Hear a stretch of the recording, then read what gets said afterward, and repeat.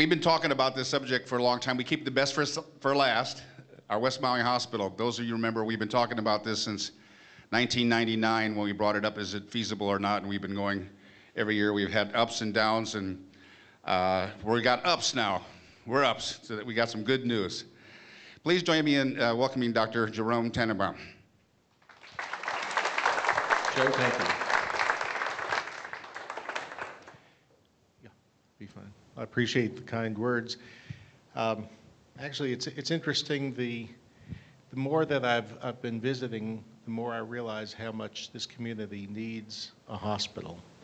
And actually, the more amazed that I am that you don't already have a hospital, to be honest with you. Anyway, we started, actually I'm a nephrologist, a kidney specialist by training. And a number of years ago, I was developing dialysis centers all around the United States. And what we found is that it was very hard. We were trying to build clinics in... Yes, I don't mean to interrupt you. You got to be real close to the mic. Oh, really? Oh, I'm sorry. We were trying to build clinics in rural communities, and so that our dialysis patients could have easier access to their care. But it was very, very hard for us to find, in these small communities, it was hard to find tradespeople who were able to do the complicated plumbing and air conditioning that is required in these clinics. And so one thing led to another, and our company learned how to build clinics in a very unique fashion. And by doing it, we were able to deliver care to the rural communities much more effectively and for a more cost-effective price. That's how I actually came to know the situation here in West Maui. Our company, Sanderling Healthcare, has a proprietary method of building hospitals, and we were introduced to this community because we had heard that your hospital project had become stalled, and one of the things is that hospitals are very expensive to build, and the cost of building hospitals keeps going up, and some of the architects who were involved in the project heard about our system and thought maybe we could facilitate getting a hospital here in West Maui. So we came over, as Joe said, my wife, who is my partner in this business, and I jumped on the plane, and we came to West Maui. And I have to admit, coming to West Maui had a lot more attraction to us than going to Tulia, Texas, which was the alternate stop.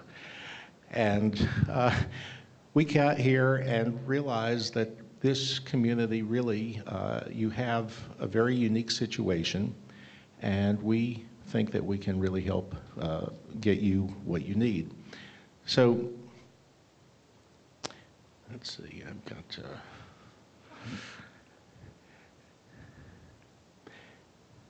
okay. So we began working with Joe Pluta and the rest of the West Maui Improvement Foundation in July 2012. And the first thing, of course, that we had to do was identify not only West Maui, but also the others who were participants and constituents in this project. And so we developed agreements with West Maui and with the Newport Hospital Corporation, which holds the Certificate of Need. And our next step was really to identify the best operating partner that we could find for your hospital. Building a hospital is one thing, but operating a hospital is quite another. And we went out, we know a lot of people who are in the hospital business, and we went out and found a number of them who were potentially interested. Our criteria was that they had to be able to either invest or raise the capital necessary to build this hospital, and they had to have a significant track record in operating hospitals of this size.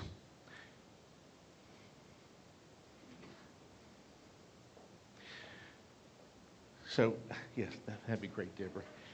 Can you, all you need to do is hit the down arrow. Yeah.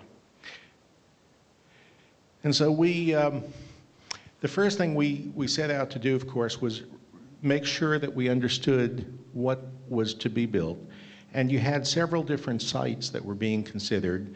And of course, we had to consider the size of the facility, the topography, the cost of developing the site, how long and how much it would cost to get entitlements for that site, needless to say, convenience for the people who are going to be using the hospital, and how long will it take to open the doors of the hospital based on that particular site. And of course, last but not least, is even though this is going to start as a 25-bed hospital, I'm sure that this community will end up having a much bigger hospital over time simply because of the dynamics and the demographics of the area. So we wanted to make sure that whatever site is selected is capable of supporting expansion in the future.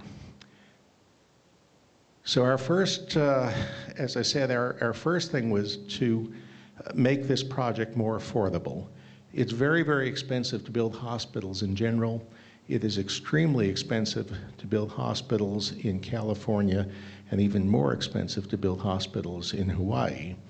And our system basically streamlines the process, and we actually prefabricate portions of our hospital buildings in a factory, and then we ship them out in large pre-assembled components. And using that method, we were able to significantly lower the cost of what this project was going to ultimately require. And of course, having a lower development cost makes the project financially more viable.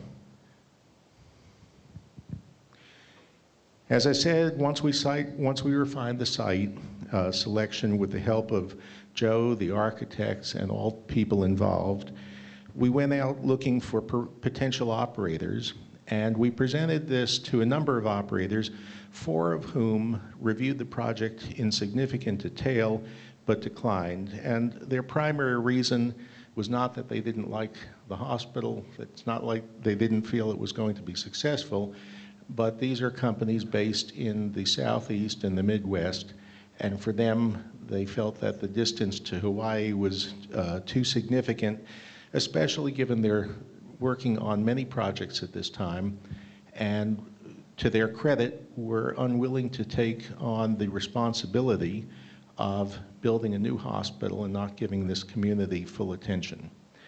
We found 2 operators who are also reviewed the project in significant detail, and I'm happy to say both have a very high level of interest. I've known these operators for quite some time. One of them runs a number of critical access hospitals. Critical access hospitals are actually, it's a designation this hospital will have. By definition, a critical access hospital is in an isolated community such that if you don't have this hospital operating, you've got critical access to care. And as with your hospital, critical access hospitals tend to be smaller. They're restricted to 25 beds by the US government Medicare rules. And so we chose to find someone who knows how to run hospitals of that size, and the first operator clearly does. And the second operator is also one who has an extensive experience in operating surgical centers and small rural and urban hospitals. And both have very experienced hospital management teams, having been in this business over 25 years.